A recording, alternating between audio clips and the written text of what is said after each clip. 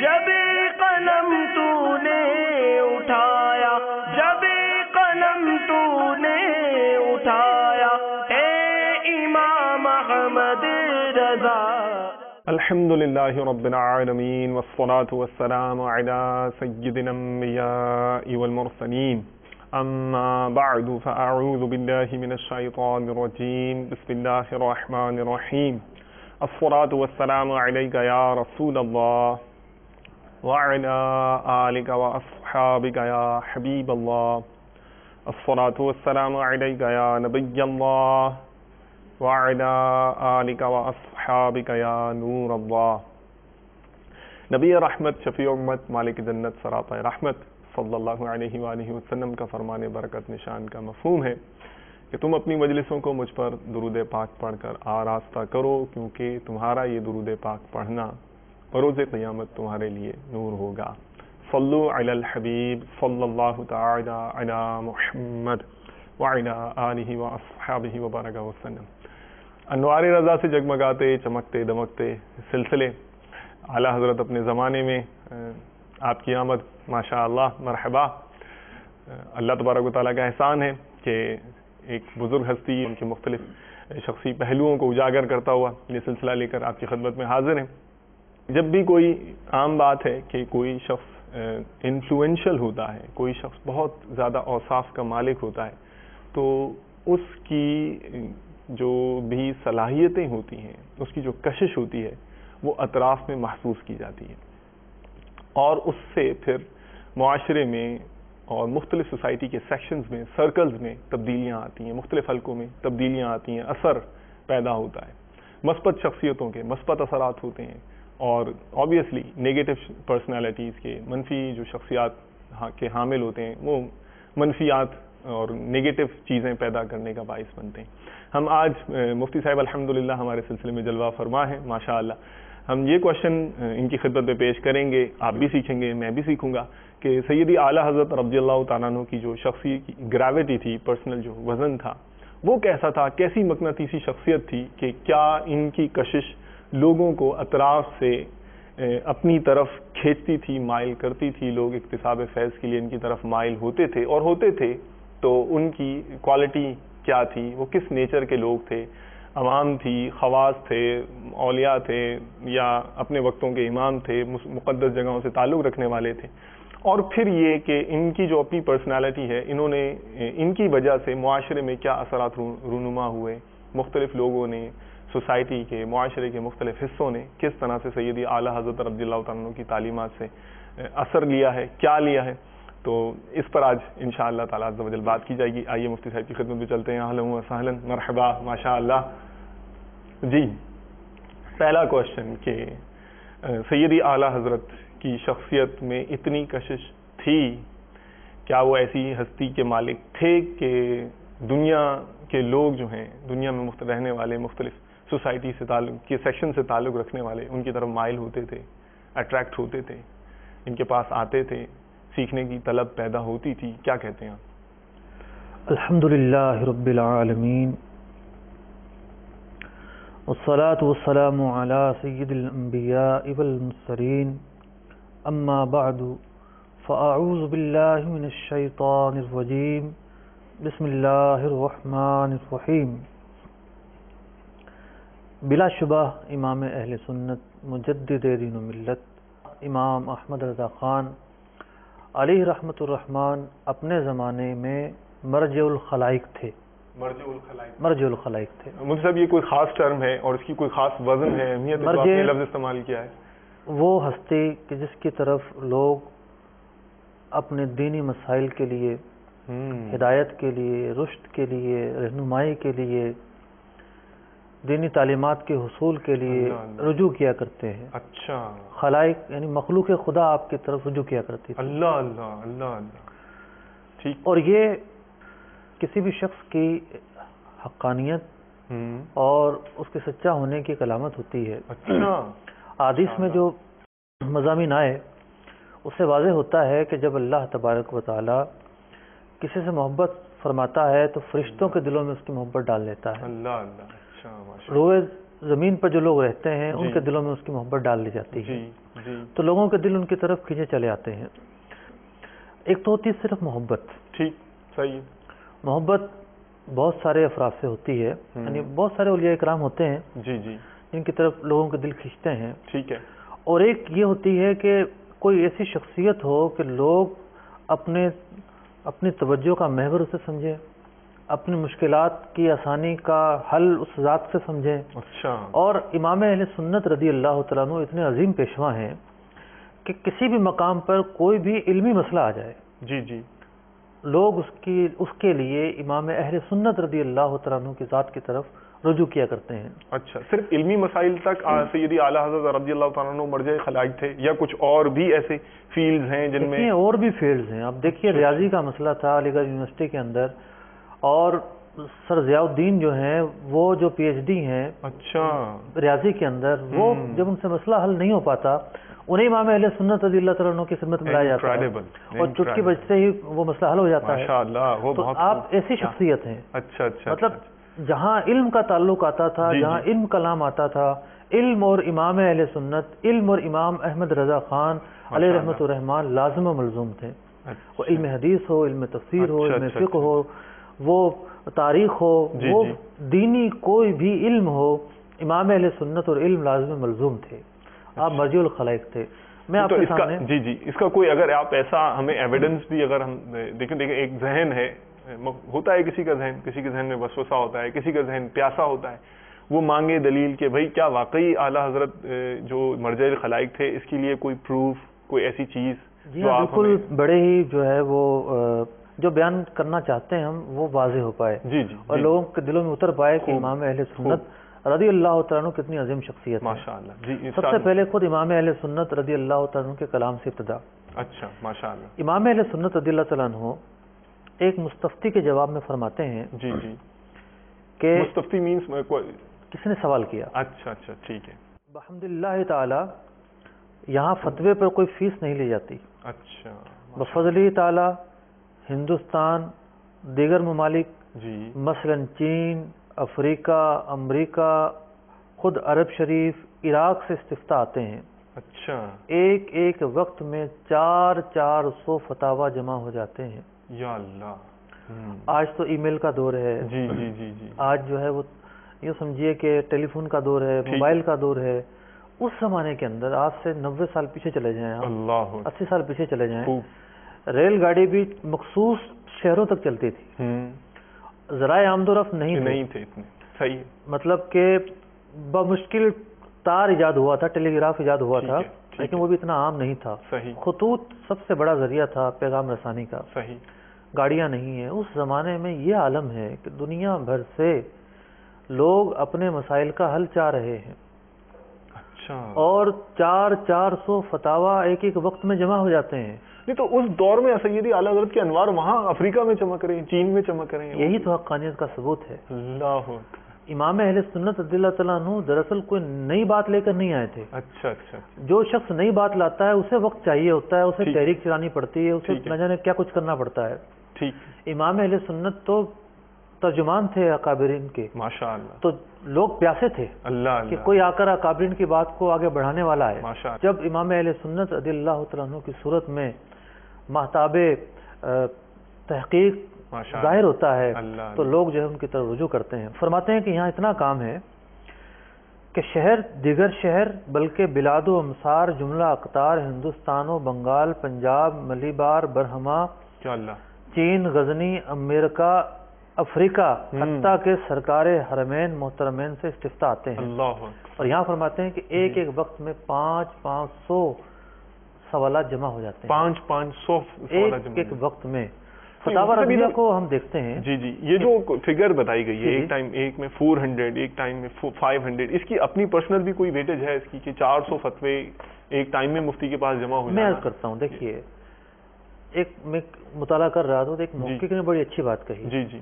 کہ ہندوستان، سرزمین ہندوستان پر فقہ حنفی کی خدمت کے تعلق سے جی جی 2 عظیم کام کیے گئے. اچھا. ایک اس سرزمین سے فتاوی عالمگیری تصنیف کیا گیا. اچھا. فتاوی عالمگیری تو ظاہر ہے فتاوی عالمگیری 400 علماء نے مل کر مرتب کیا تھا. 400 علماء 400 علماء نے مل کر مرتب کیا تھا. جی جی. اس وقت کی جو حکومت تھی اس نے یہ اہتمام کروایا، علماء کو سہولتیں دیں، سب کام ہوئے جی جی، اور انہوں نے مل کر اس کو مرتب فرمایا. بلا شبہ ایک عظیم کام ہے. ماشاء اللہ. دوسرا کام سرزمین ہندوستان پر جو فقہ حنفی کی خدمت کے تعلق سے ہوا وہ فتاوی رضویہ ہے. ارے نہیں بھائی، 30 جلدیں امام اہل سنت کے قلم سے صادر ہوئیں. یہ ایک ہے اور اس کے علاوہ جو وہ رسائل جو فتاوی رضویہ میں شامل نہیں ہوئے وہ الگ ہیں. اچھا، وہ جدا گانا ہے. یوں سمجھیے آپ. اچھا دیکھیں میں یہاں سوال ایک عرض کروں گا. دیکھیں ہر طرح کا ذہن ہو سکتا ہے نا. جی ہاں. ادھر وہ 400 آتھرز ہیں، وہ ایک پورا بینڈ آف علماء ہے، علماء کرام کی مبارک ایک جو ہے ہستیاں ہیں جو 400 کے قریب ہیں، اور وہ مل کے ایک تحقیقی کاوش کمپائلیشن وہ امت کے سامنے پیش کر رہی ہیں. اس طرف ایک ہستی ہیں.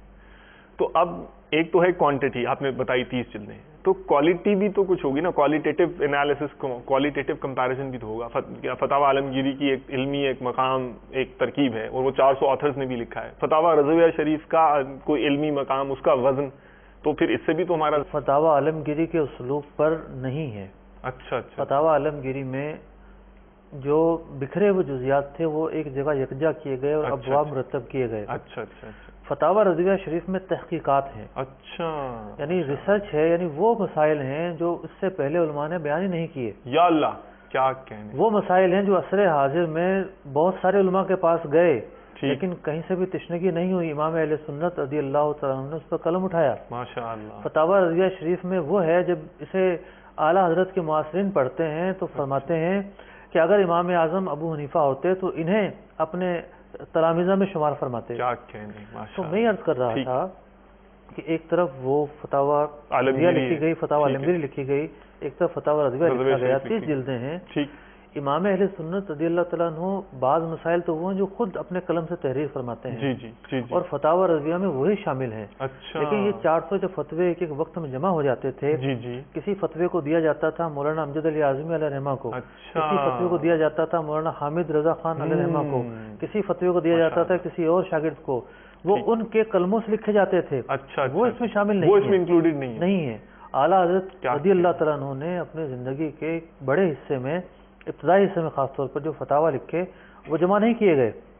تو میں عرض کر رہا تھا یہ تو ایک جلد ہے. اب عالم کیا ہے کہ فتاوی رضویہ کی پہلے جلد کے اندر ہی مقدمے میں اس بات کو بیان کیا گیا کہ امام اہل سنت رضی اللہ تعالیٰ عنہ سے جو لوگ سوال پوچھتے ہیں اس میں عوام بھی ہے. اچھا. خاص بات یہ ہے کہ اس میں علماء، مشائخ اور دانشور حضرات کا ایک بہت بڑا طبقہ ہے. مقدمے میں پوری ریسرچ دی گئی ہے کہ کون کون سے علماء ہیں، کن کن شہروں سے ان کا تعلق ہے، کون کون سے اس وقت کے عظیم دانشور ہیں، مشائخ ہیں جو اپنے مسائل کے حل کے لیے امام اہل سنت رضی اللہ تعالیٰ عنہ کی خدمت میں حاضر دے رہے ہیں. آپ یہ کہنا چاہ رہے ہیں نہ صرف عوام بلکہ خواص کے لیے بھی مرجع خلائق تھے سیدی؟ بلا شبہ مرجع خلائق تھے. کبھی بھی ایسا ہوتا، مطلب یعنی جو دوسروں کے امام ہیں وہ انہیں امام تسلیم کرتے تھے اپنا. یوں سمجھیے کہ فوق کل ذی علم علیم، ہر علم والے کے اوپر ایک علم والا ہے. ہر ایک شخص کا ایک دائرہ ہوتا ہے. کئی ایسے مواقع آئے، مثلا اس وقت ہندوستان میں بعض ریاستوں میں اسلامی قوانین کے مطابق فیصلے کیے جاتے تھے. جب قاضی حضرات کہیں سے بھی ان کی تشفی نہیں ہو پاتی، امام اہل سنت رضی اللہ تعالیٰ عنہ کی بارگاہ میں مقدمہ پیش کرتے. امام اہل سنت رضی اللہ تعالیٰ عنہ قرآن و سنت اور فقہ حنفی کی روشنی میں اس کا جواب عطا فرماتے اور اس کے مطابق فیصلے کیے جاتے. کئی ایسے واقعات گزرے ہیں. میں عرض کر رہا تھا کہ آج کا ہمارا موضوع ہے کہ اعلیٰ حضرت امام اہل سنت رضی اللہ تعالیٰ عنہ مرجع الخلائق ہیں. دنیا بھر کے مختلف جگہوں سے لوگوں نے سوالات پوچھے، اپنے دینی مسائل کا حل پوچھا، جو بھی انہیں دینی الجھنیں درپیش تھیں وہ پوچھیں. امام اہل سنت رضی اللہ تعالیٰ عنہ کی زندگی وقف تھی ان لوگوں کے جواب دینے کے لیے. اچھا، کوئی ایسا ایویڈنس ہے آپ کے پاس؟ دیکھیں سیدی اعلیٰ حضرت کے تو الفاظ آپ نے کوٹ کر دیے، لیکن کوئی ایسا فتاوی رضویہ شریف میں مختلف جگہ سے آئے ہوئے عنوانات ہوں، تین چار جلدوں پر ایک کام کروایا. اچھا کہ مطلب اس مقدمے کے اندر تو صرف علماء کی فہرست ہے کہ وہ علماء اور مشہور افراد جو فتاوی رضویہ کے مستفتی ہیں. اس کے علاوہ اور کن کن شہروں سے امام اہل سنت رضی اللہ تعالیٰ عنہ سے سوالات کیے جاتے ہیں. مثال کے طور پر جلد 15 میں ایک استفتاء خیرپور سے بھیجا گیا، بہاولپور سے بھیجا گیا، بنگال سے بھیجا گیا. یا اللہ.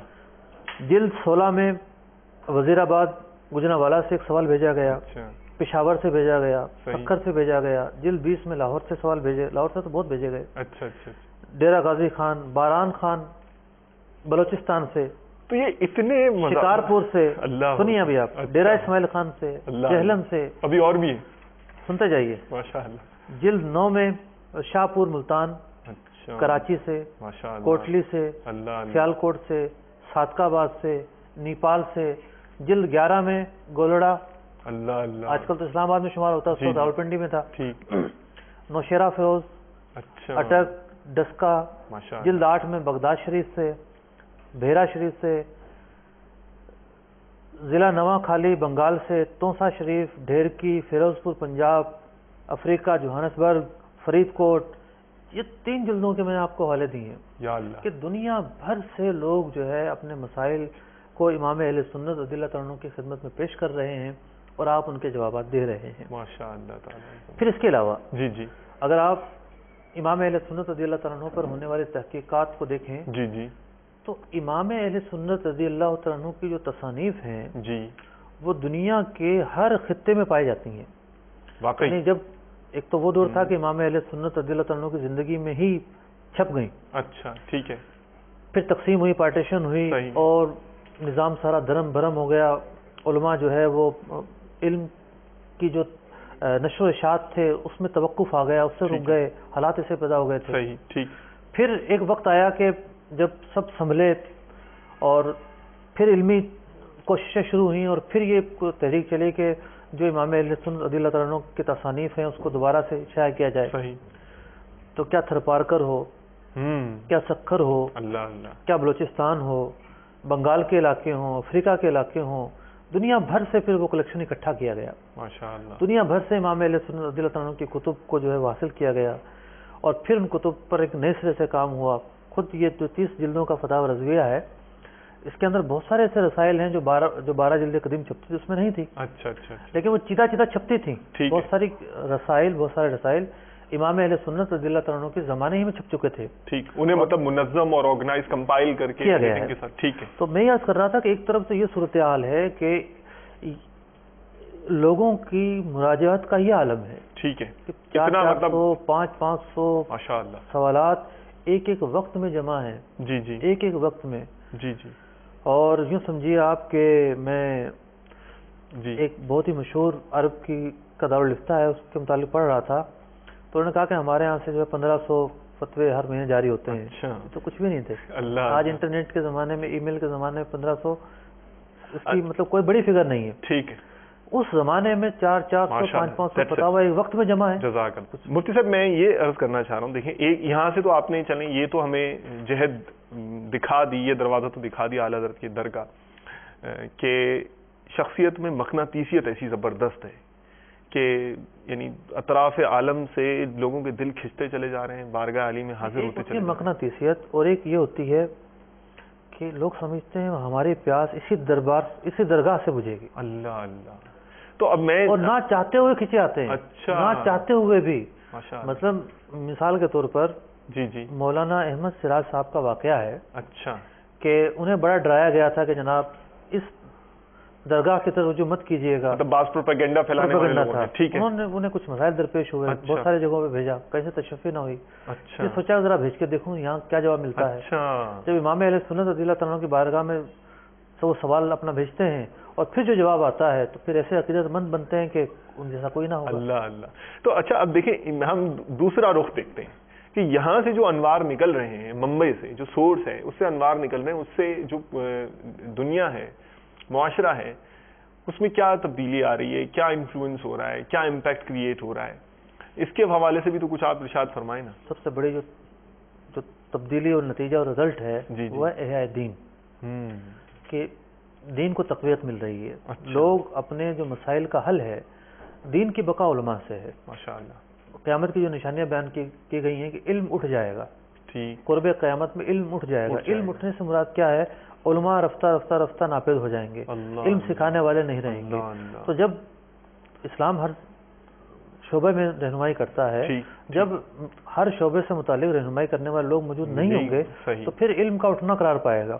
امام اہل سنت رضی اللہ تعالیٰ عنہ کے قلم سے جو تحقیقات نکلی ہیں، جو آپ نے جوابات، فتاویٰ اور جو کچھ کتابیں اور رسائل تصنیف فرمائے ہیں، اس سے احیاء دین ہوا ہے، دین کو تقویت ملی ہے۔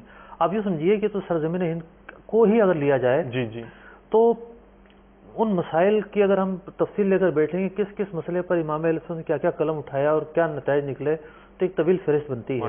میں علماء عرب کی طرف آنا چاہتا ہوں۔ ٹھیک، اس سے پہلے مفتی صاحب میں ایک اور سوال آپ سے عرض کرنا چاہوں گا کہ آپ ہی کی بات سے مجھے ایک نئی ڈائمنشن ملی ہے، کویشچن ملا ہے، وہ یہ کہ کیا ہم آج بھی سیدی اعلیٰ حضرت رضی اللہ تعالیٰ عنہ کے فتاوی رضویہ شریف کی طرف جو یعنی توجہ ہے تحقیق کرنے والوں کی جاتی ہے، آج بھی یہ اس لحاظ سے میں عرض کرتا ہوں، بڑی ہی پیاری پیاری باتیں عرض کروں گا انشاءاللہ، ماشاءاللہ، کیونکہ ذکر خیر ہو رہا ہے امام اہل سنت، کیا کہتے ہیں اور یہ دیکھا ہے کہ کبھی بھی امام اہل سنت رضی اللہ تعالیٰ عنہ کے تعلق سے کچھ بولنے کا موقع ملے تو ایسے ایسے پہلو سامنے آتے ہیں کہ عقل حیران رہ جاتی ہے۔ میں یہ عرض کر رہا تھا کہ امام اہل سنت رضی اللہ تعالیٰ عنہ مرجع الخلائق ہے، سرزمین ہند نہیں، افریقہ، چین، نیپال، بلکہ خود عرب شریف میں جو امام اہل سنت رضی اللہ تعالیٰ عنہ کی پذیرائی ہوئی، عرب علماء نے جو امام اہل سنت کی پذیرائی کی، جو نیٹو عربک اسپیکر، عربک، جی ہاں بالکل، اعلیٰ حضرت رضی اللہ تعالیٰ عنہ کی 4 ایسی کتابیں ہیں جیسے فتاوی الحرمین، الدورۃ المکیہ، اور کفل الفقیہ الفاہم اور حسام الحرمین۔ ان 4 کتابوں پر 1 درجن سے زائد اس وقت کے مدینہ منورہ کے، اس وقت کے مکہ مکرمہ کے، مصر کے، شام کے بڑے بڑے مشائخ نے تقاریض اور تاثرات قلم بند فرمائے ہیں۔ تقاریض یہ کیا ہیں اور اس کی کیا امپورٹنس ہے کہ کیوں آپ اس کو اس حوالے سے کہہ رہے ہیں؟ یعنی کسی عالم کا تقریر رکھنا کوئی ویلیوبل بات ہے؟ بات یہ ہے کہ انہوں نے لکھا کیا ہے، اعلیٰ کسی بھی شخصیت کے متعلق اس کے معاصرین کیا کہتے ہیں، ٹھیک ہے، یہ اس شخصیت کا ایک نمایاں پہلو ہوتا ہے۔ مثال کے طور پر شیخ عبد الرحمن دہان مکی فرماتے ہیں کہ والذی شہد لہ علماء البلد الحرم بانہ السید الفرد الامام، کہ بلا شبہ علماء حرم اس بات پر متفق ہیں کہ یہ جو ہستی ہے یہ امام کی ہستی ہے، اتنا بڑا ان کا مقام ہے۔ پھر شیخ عبداللہ نابلسی مدنی فرماتے ہیں وَهُوَ نَادِرَةُ هَذَا الزَّمَانِ وَعِزَّةُ هَذَا الدَّهْرِ تیمیۃ الدہری، کہ یہ جو ہستی ہے اس دور کے تیمیۃ الدہر ہیں، ان جیسا اس دور میں کوئی ہے نہیں۔ یہ ان کے وہ ہیں کمنٹس ہیں۔ پھر آگے آئیے، ایک آدھ واقعات میں عرض کرتا ہوں۔ مثال کے طور پر ثبوت، عرب شریف میں مفتی اعظم مکہ تھے، مفتی اعظم مکہ اور حنفی مذہب کے، کیونکہ مکہ شریف میں یہ ہوتا تھا کہ 4 مصلے ہوتے تھے، شوافع خانہ کعبہ کے گرد 4 مصلے تھے، شوافع جو ہیں وہ شافعی وقت کے مطابق نماز پڑھتے تھے، شافعی امام نماز پڑھاتا، حنفی اپنے طریقے سے، مالکی اپنے طریقے سے اور حنبلی اپنے طریقے سے۔ یہ اسلام کی یوں سمجھیے کہ یہ اسلام کے جو گلدستے ہیں 4، ان 4 کی جو خوشبو وہاں پھیلا کرتی تھی۔ باہم آپس میں شیر و شکر، بالکل شیر و شکر تھے، بیٹھتے تھے، عزت تکریم تعظیم سب چیز تھی، کوئی جبر نہیں تھا، تسلط نہیں تھا، ہر ایک مطلب کہ عشاقان رسول کی جو ہے وہ کا دورہ تھا۔ تو اس وقت کے جو ہیں وہ مفتی اعظم مکہ شیخ جمال بن عبداللہ بن عمر، ان کی خدمت میں علماء نے جب نوٹ ایجاد ہوا کچھ سوالات بھیجے۔ اب نوٹ کی حیثیت اور ویلیو پر بڑا کچھ سوچا جا رہا تھا۔ اس دور کے اندر بس سمجھا سے 100 سال پہلے جب کاغذی کرنسی ایجاد ہوئی تو اسے نوٹ کہنے میں علماء کو توقف تھا، تردد تھا، بہت غور و فکر جاری تھی، مطلب ریسرچ اس ٹائم ہو رہی تھی کہ اسے کرنسی قرار دیا جائے یا نہ دیا جائے۔ یہ کاغذ کا پرزہ ہے، حوالے کی رسید ہے، یہ خود ایک مال ہے، خود ایک کرنسی ہے۔ انہوں نے لکھا العلم امانۃ فی اعناق العلماء واللہ تعالی عالم، علم علماء کے کندھے پر امانت ہے بغیر تحقیق کے کوئی جواب نہیں دیا جا سکتا. اللہ تعالیٰ بہتر جانتا ہے. اللہ اکبر. یہ انہوں نے اچھا جواب وہ ان کی اپنی جو پرسنالٹی تھی وہ بھی کوئی یعنی نالجبل اور مفتی اعظم مکہ شریف تھے, مسلمہ شخصیت تھی, لیکن مسئلہ نیا. اچھا ایسا نیا کہ یوں سمجھیں ایک آرٹیکل لکھا ہے میں نے, ہو سکتا ہے کسی وقت وہ شائع ہو. جی جی 100 سالہ تاریخ بیان کی ہے میں نے اس میں. اچھا اچھا اچھا. اس امام اہل سنت کے بعد بھی آج تک اس مسئلے پر کیا کچھ ہوتا رہا ہے. اچھا یہ اتنا سلگتا ہوا مسئلہ ہے ٹھیک. کہ ہر دور میں ہی اس پر کلام ہوتا رہا ہے, مختلف فورم پر, مختلف فکری حلقوں میں یہ مسئلہ زیر بحث تھا. یہ ایسا مسئلہ ہے. اچھا اچھا آگے آئیے جی جی کہ پھر امام اہل سنت رضی اللہ تعالیٰ عنہ پہنچتے ہیں مکہ شریف, مکہ معظمہ پہنچتے ہیں. اچھا علماء آپ کی خدمت میں جو ہے وہ وہی سوالات عرض کرتے ہیں. اچھا امام اہل سنت رضی اللہ تعالیٰ عنہ نے بڑا ہی شاندار اور ایسا یوں سمجھیے کہ بہترین رسالہ تصنیف فرمایا. جی جو تحقیق آپ نے اس وقت فرما دی, 1960 ہو, 1980 ہو, 1990 ہو, 1940 ہو, خطہ عرب ہو, ہندوستان ہو, پاکستان ہو, مغرب ہو, کسی بھی علاقے میں علماء جب بیٹھے ہیں انہوں نے وہی نتیجہ نکالا ہے جو امام اہل سنت رضی اللہ تعالیٰ عنہ نے بیان فرما دیا تھا. اللہ اللہ. اچھا یہ آپ اسی رسالے کا تذکرہ نہیں کر رہے جو ماسٹرز کی سلیبس میں جو شامل کفل الفقیہ الفاہم, اچھا اچھا اچھا کرنسی نوٹ کی شرعی حیثیت, یہ آپ نے تصنیف فرمایا. چلا یہ بات تو آپ نے سنی ہوگی. جی جی اب کیا ہوا جب یہ رسالہ علماء مکہ کے پاس پہنچا ہے, جی اور خاص طور پر مفتی یوں سمجھیے جمال بن عبداللہ کے بعد جو مفتی اعظم بنے ہیں جی جی جی ان کا نام تھا شیخ عبداللہ بن صدیق.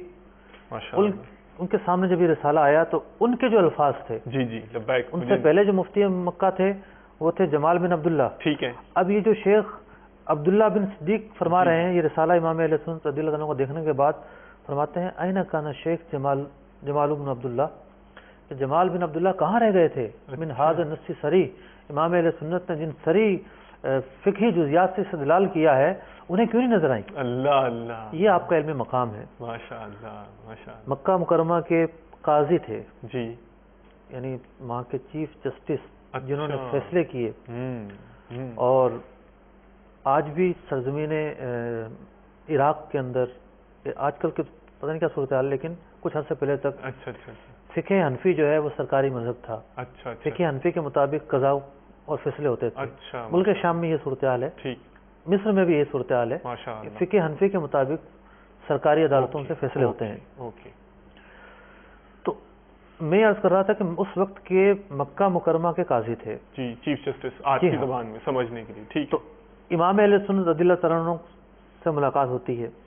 وہ موقع سے غنیمت جانتے ہوئے اور مذاکرہ علمی کا اہتمام کرتے ہوئے اپنے تمام فیصلوں کو امام اہل سنت کی خدمت میں پیش کرتے ہیں. کیوں پیش کرتے ہیں؟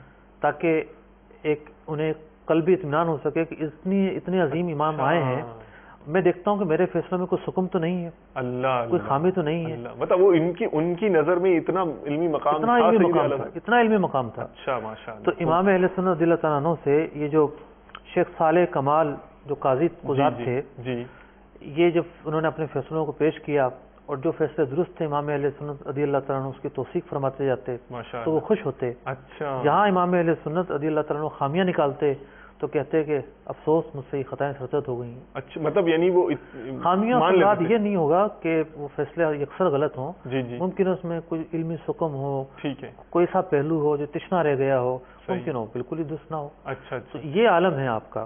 ماشاء اللہ. پھر لیکن اس سے یہ بات تو سمجھ میں آ رہی مفتی صاحب کہ ان کو پورا یعنی ایک جسے کہتے ہیں اعتماد تھا, انہوں نے یعنی سرنڈر کر دیا تھا سیدھی اعلیٰ حضرت کی علمی وجہات کے سامنے کہ یہ صحیح کہیں. جب امام اہل خوش ہو سنت رضی اللہ تعالیٰ عنہ نے سرزمین مکہ پر کفل الفقیہ الفاہم لکھی ہے, جی جی, سرزمین مکہ پر الدولۃ المکیہ بالمادۃ الغیبیہ لکھی ہے, جی, تو پھر جو علماء کے سامنے آپ کی شخصیت آئی ہے اور جو لوگوں نے آپ سے جو ہے علم حدیث حاصل کیا ہے, اسناد حاصل کی ہیں, اس کی مثالیں کچھ اور ہیں.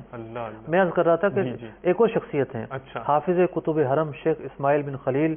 جب انہوں نے امام اعظم کے فتاویٰ کا مطالعہ کیا تو پکار اٹھے, واللہ اقول والحق اقول, خدا کی قسم کہتا ہوں اور میں سچ کہتا ہوں, لو رآہا ابو حنیفہ لا قرت عینہ, کہ اگر اس ہستی کو امام اعظم دیکھ لیتے تو امام اعظم کی آنکھیں ٹھنڈی ہو جاتی اور لجعل مؤلفها من جملۃ اصحابہ، اور ان فتاوی کے لکھنے والے کو اپنے تلامذہ میں شمار فرماتے۔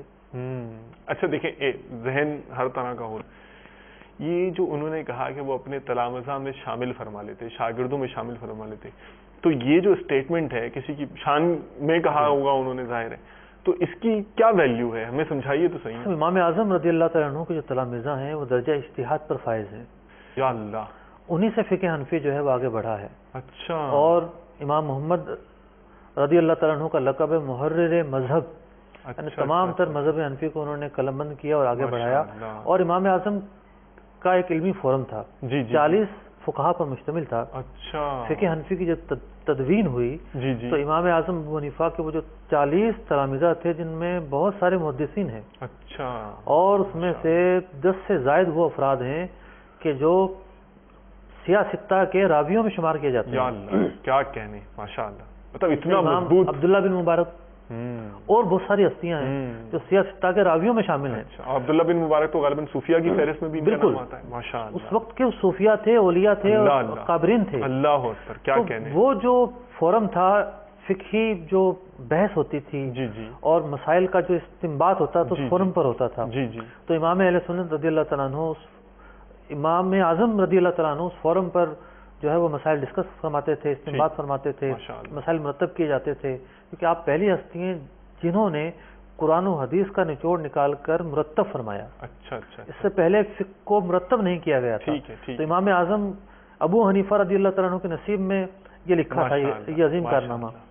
تو یہ شیخ حافظ قطب حرم اسماعیل بن خلیل فرما رہے ہیں، اگر امام اعظم ہوتے تو اپنے ان 40 افراد کے فورم میں امام اہل سنت کو شامل فرماتے۔ کیا کہنے، یہ معاملہ ہے، صحیح، ماشاء اللہ۔ پھر مرج الخلائق کے تعلق سے جی جی، دنیا بھر کے افراد سیکھنے آتے، بنفس نفیس سیکھنے آتے۔ اچھا، یعنی صحبت، کمپنی حاصل کرنے کے سوالات لوگ بھیج رہے ہیں اور اپنے ضروری مسائل کا حل پوچھ رہے ہیں۔ صحیح۔ اور ایک یہ تھا کہ دنیا بھر کے افراد مہینوں مہینوں قیام فرماتے بریلی شریف، مہینوں مہینوں قیام فرماتے۔ جی ہاں، اور امام اہل سنت رضی اللہ تعالیٰ عنہ سے براہ راست اکتساب فیض فرماتے، مطلب اسٹڈی کے لیے آتے تھے۔ بالکل، جیسے مثال کے طور پر جی بہت سارے افراد آئے ہوں گے، چند کے نام میں عرض کرتا ہوں۔ لبیک۔ مدینہ منورہ سے شیخ سید محمد حسین مدنی ابن سید عبد القادر شامی آئے، 14 ماہ قیام فرمایا، بہت سارے علوم سیکھے، بالخصوص علم تقصیر کو سیکھ کر گئے۔ علم تقصیر، اب یہ بھی سمجھانا پڑے گا آپ کو، ظاہر ہے علم تقصیر مدنی چینل پہ سمجھانے والی چیز نہیں ہے۔ اچھا اچھا، یہ ایسا باریک فن ہے کہ کروڑوں لوگوں نے تو نام بھی نہیں سنا۔ اللہ اکبر، یوں سمجھیے کہ مجھے تو اس علم کا الف اور بے بھی نہیں آتا، اللہ اللہ اللہ، تو میں کیا سمجھاؤں گا۔ اچھا تو یہ ایک ایسا فن ہے کہ جو دنیا میں شاید چند افراد جانتے ہوں۔ ایک ایسا اور یہ فن، اعلیٰ حضرت سے سیکھنے آئے، اعلیٰ حضرت اس فن کے امام تھے، اس فن کے بھی امام، اس فن کے بھی امام تھے۔ اسی طریقے سے بخارا جو رشیا کے علاقے میں ہے، وہاں سے شیخ عبد الغفار بخاری آئے، 8 مہینے قیام فرمایا اور بالخصوص علم جفر سیکھا۔ اب یہ پھر ایک نیا علم آ گیا، علم جفر۔ تو اس کے جاننے والے دنیا میں شاید چند لوگ ہوں، اچھا، شاید چند لوگ ہوں۔ اللہ، امام اہل سنت رضی اللہ تعالیٰ عنہ اس علم کے بھی امام ہیں، اس علم کے بھی امام ہیں۔ علم تقصیر پر بھی آپ نے رسائل چھوڑے ہیں، اس فن پر بھی رسائل چھوڑے ہیں۔ جزاک اللہ خیرن، میرے ذہن میں یہی سوال آ رہا تھا کہ یہ عقیدت میں آپ کہہ رہے ہیں یا کچھ خود یہ حافظ قطب الحرم مولانا شیخ اسماعیل بن خلیل جو ہیں، جی جی، یہ بریلی شریف حاضر ہوتے ہیں۔ اچھا، حافظ قطب حرم بھی آ رہے ہیں؟ بالکل آتے ہیں، بلکہ ایک واقعہ ملتا ہے ان کے تعلق سے جی جی، کہ امام اہل سنت رضی اللہ تعالیٰ عنہ کی خدمت میں بہت سارے علماء اور مفتیان کرام اپنے فتاوی تصحیح اور تصدیق کے لیے بھیجا کرتے تھے۔ اچھا، تو ایک صاحب تھے جو ذرا کمزور تھے، اب اس معاملات میں کمزور تھے، اچھا اچھا اچھا، تو ان کی تصحیح آپ فرماتے رہے۔ پھر ایک موقع پہ فرمایا کہ دور رہ کر تصحیح ذرا مشکل ہے، خود آ کر تصحیح کرایا کریں، اس سے زیادہ فائدہ ہوگا۔ مفتی صاحب، اس کا بھی کوئی اسٹیٹس ہے؟ اس فیلڈ کے اندر کے جو مصدق ہوتا ہے، تصدیق کرتا ہے، یہ بھی کوئی ایک مقام ہے؟ سمجھیے کہ لوگ تو فتویٰ نویسی کو نہیں سمجھیں گے، میں اتنا عرض کروں جی جی کہ ایک اچھا اور منجھا ہوا جو شاعر ہوتا ہے، جی جی، جتنے بھی شعراء گزرے ہیں اردو کے، آج کل کے شعراء نہیں، جو جن کا ایک مطلب کہ سکہ جمع ہوا ہے، جی جی، ہر ایک شاعر نے اپنے سے بڑے شاعر سے اصلاح لی ہے، ٹھیک ہے، اپنے کلام کو پیش کیا ہے، اس سے اصلاح لی ہے۔ صحیح ہے۔ پھر جا کر وہ شاعر بنا ہے. شاعر کیا ہے؟ تخیلات کو الفاظ میں پہنانے کا نام شاعری ہے. صحیح ہے، ٹھیک ہے. لیکن جہاں دین کی تشریح اور توضیح کا معاملہ ہو جی وہ فن کتنا مشکل ہوگا. اور فتویٰ نویسی ایک بہت زیادہ مشکل ترین امر ہے. وہ خطائیں اور لغزشیں سرزد ہوتی ہیں کہ لکھنے والا سمجھتا ہے کہ میں نے بالکل درست لکھا ہے، لیکن وہ اغلاط کا پلندہ ہوتا ہے. اچھا، ایسا معاملہ ہوتا ہے. اچھا اچھا. تو اس سے جو بڑا لیول والا ہے وہ پہچانے گا اس کو کہ اس کے اندر اتنی زیادہ اغلاط ہیں. جی ہاں، جو نیچے مختلف درجے ہوتے ہیں. اچھا اچھا، وہی جانے گا. ٹھیک ٹھیک. تو ان صاحب کو امام اہل سنت رضی اللہ تعالیٰ کی طرف سے پیغام دیا گیا کہ آپ آ کر کروایا کریں. ٹھیک ہے. لیکن انہوں نے کثر نفسی مطلب کہ اس کو اپنی توہین سمجھا اللہ، اور آنے کو تیار نہ ہوئے. تو شیخ اسماعیل بھی اس وقت موجود تھے جب یہ پیغام ان کا پیغام ملا کہ نہیں وہ آئیں گے نہیں. اچھا. تو شیخ اسماعیل فرمانے لگے کہ یہ ایسا شخص علم کی برکتوں سے محروم رہے گا. اور یہی ہوا. کچھ عرصے بعد ان کا پتہ ہی نہیں چلا وہ کہاں چلے گئے. فتویٰ نویسی میں کچھ کوئی خدمت دین کی انجام نہیں دے پائے. تو میں یہ عرض کر رہا تھا کہ سرزمین ہندوستان ہو، علماء عرب ہو، علماء عرب کے تعلقات ہوں، ان کی تقاریر ہوں. یہ 4 کتابیں میں نے جو عرض کی ہیں، ان کتابوں کو دیکھا جائے تو ملتا ہے کہ وہ علماء کیا لکھ رہے ہیں امام اہل سنت کے اوصاف میں، امام اہل سنت کی تحقیقات میں. بلکہ جس نے بھی امام اہل سنت کو پڑھا ہے، جس نے نہیں پڑھا وہ جو چاہے کہے، اس کی زبان ہے، اس کا اپنا ظرف ہے. ٹھیک ہے. جس نے امام اہل سنت رضی اللہ تعالیٰ عنہ کو تعصب کی اینک اتار کر پڑھ لیا وہ امام اہل سنت رضی اللہ تعالیٰ عنہ کا گرویدہ ہوئے بغیر رہ ہی نہیں سکتا. اچھا. مطلب اس کے تو اتنے واقعات ہیں. ماشاءاللہ. 2002 میں میری حاضری ہوئی مدینہ منورہ، پہلی دفعہ گیا. ماشاءاللہ، مرحبا. میں ایک مکتبے میں کتابیں تلاش کر رہا تھا. اچھا. وہیں عرب ورلڈ میں؟ مدینہ منورہ میں. ٹھیک ہے. ٹھیک ٹھیک. تو ایک صاحب آئے، وہ ایک کتاب پوچھنے لگے مکتبے والے سے. تو مکتبے والے نے کہا کہ آپ کا تعلق تو ملک شام سے ہے، وہاں تو کتابیں سستی ہوتی ہیں، کتاب تو وہاں مل جائے گی. تو میری طرف توجہ گئی، ان سے ذرا ہیلو ہائی ہوئی. اچھا اچھا. گفتگو شروع ہوئی. تو انہوں نے کسی کے متعلق پوچھا، پاکستان کی کوئی شخصیت تھی. تو میں نے اندازہ لگایا کہ ان کی دلچسپی ہے اس سرزمین کی طرف. اور گفتگو کا آغاز ہوا. امام اہل سنت رضی اللہ تعالیٰ عنہ کے نام سے بھی واقف نہیں تھے. اچھا. نام بھی نہیں سنا تھا. اچھا اچھا اچھا. کچھ تعارف میں نے عرض کیا، آپ کی کتابوں کے بارے میں بتایا، آپ کی تحقیقات کے بارے میں بتایا. بڑی علمی شخصیت تھی وہ. اچھا اچھا اچھا. مدینہ منورہ میں ہی قیام فرمائے آج تک، وہیں رہتے ہیں وہ، لیکن بیسیکلی ملک شام کے ہیں. ٹھیک. تو میرے پاس اتفاق سے امام اہل سنت رضی اللہ تعالیٰ عنہ کی ایک کتاب تھی الکشف الشافیہ. اچھا. عربی زبان میں تھی.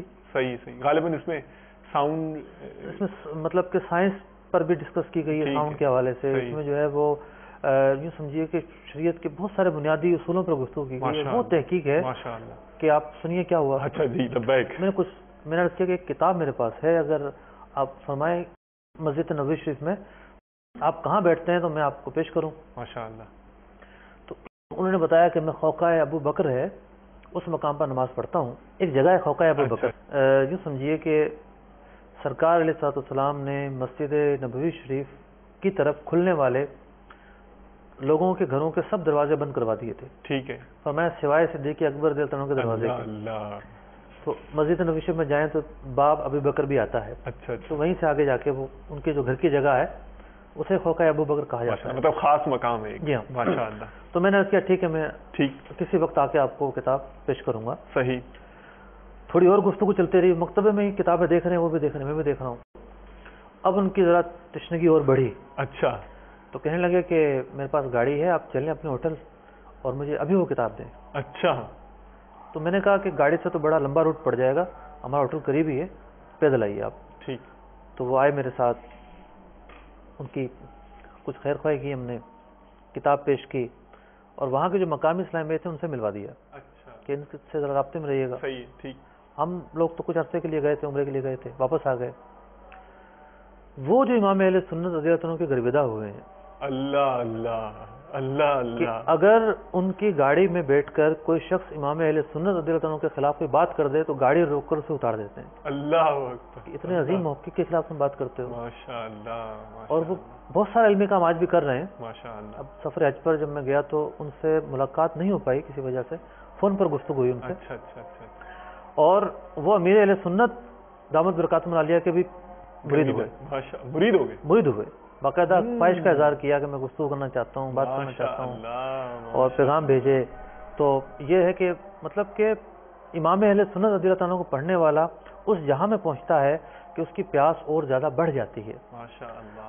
دنیا بھر کے اندر جو ایسے فورم ہیں کہ جو ایک جہاں تعصب نہیں ہوتا، وہاں امام اہل سنت رضی اللہ تعالیٰ عنہ کا نام آپ کو آج بھی نظر آئے گا. ملک شام سے ایک بہت بڑی خدمت انجام دی جا رہی ہے. فتاوی شامی کو ایک نئے انداز سے چھاپا جا رہا ہے. امام اہل سنت کے جو حواشی ہیں فتاوی شامی پر، اس کو اس میں شامل کیا گیا ہے. کیا بات ہے، ماشاء اللہ تعالیٰ. مجھ سے میں 2 کوشچن عرض کروں گا کہ جاتے جاتے آپ ان کے ایٹ لیسٹ ہمیں جواب سے نواز دیں. پہلا تو یہ کہ میں یہ چاہوں گا کہ اگر آپ جیسے مجھے الحمدللہ آج ہی ایک اسلامی بھائی نے بتایا کہ وہ حج پر گئے تو انہوں نے بتایا کہ نیٹو عرب اسپیکر ہیں، عربک بولتے ہیں، اردو سمجھتے نہیں ہیں، مدنی چینل دیکھتے ہیں.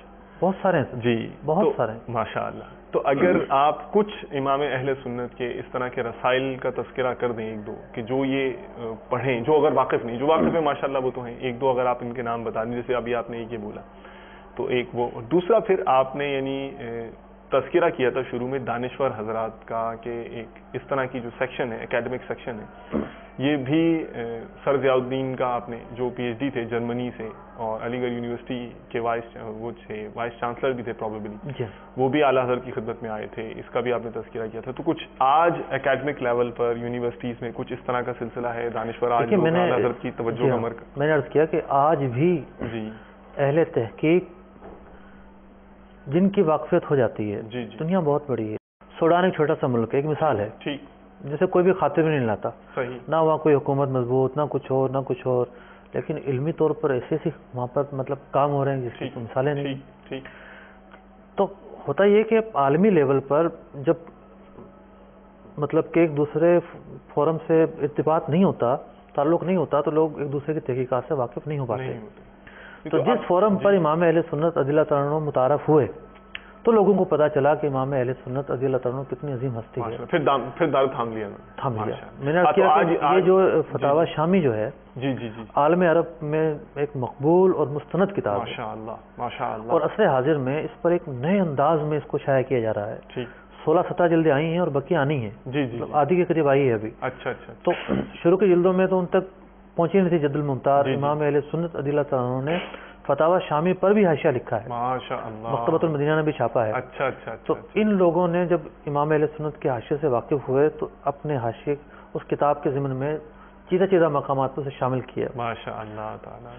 الازہر یونیورسٹی سے امام اہل سنت رضی اللہ تعالیٰ کی ذات پر پی ایچ ڈی ہوئی ہے. اچھا، تو کیا اور یونیورسٹیز بھی ایسی ہیں عالم اسلام پاک و ہند کی بہت ساری یونیورسٹیز ہیں، لیول پر، ماسٹر لیول پر، ایم فل لیول پر بہت سارے مقالات لکھے جا رہے ہیں. تو پی ایچ ڈی لیول پر بھی کوئی ترکیب بنی؟ پی ایچ ڈی لیول پر بھی بہت سارا کام ہو رہا ہے، ہو چکا ہے، ہو رہا ہے. ماشاء اللہ. رہی بات یہ کہ ہم نے تو ایک محدود پس منظر میں امام اہل سنت رضی اللہ تعالیٰ عنہ کے مرجع الخلائق ہونے پر گفتگو کی ہے. ٹھیک ہے، صحیح کہہ رہے ہیں، جس کا صرف تعلق ہے علمی حلقوں سے. ٹھیک کہ لوگوں کا سوال کرنا یا علماء کا سوال کرنا یا علماء کے تعلقات بہت ہی سمجھے کچھ بھی بیان نہیں ہوا. صحیح.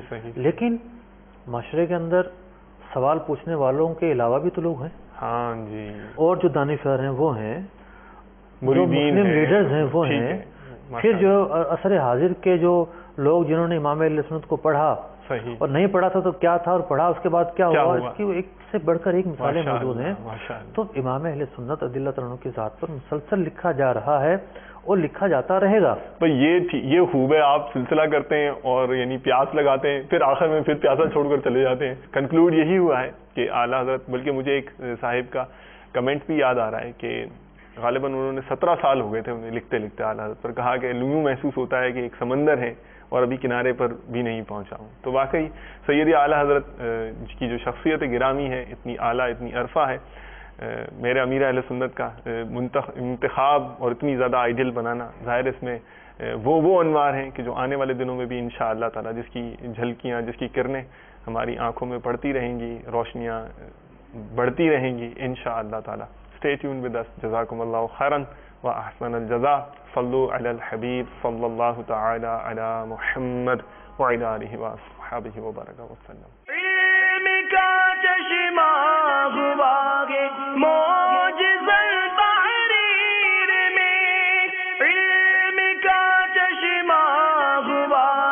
معجزہ تحریر میں جب قلم تو نے اٹھایا، جب قلم تو نے اٹھایا، اے امام احمد رضا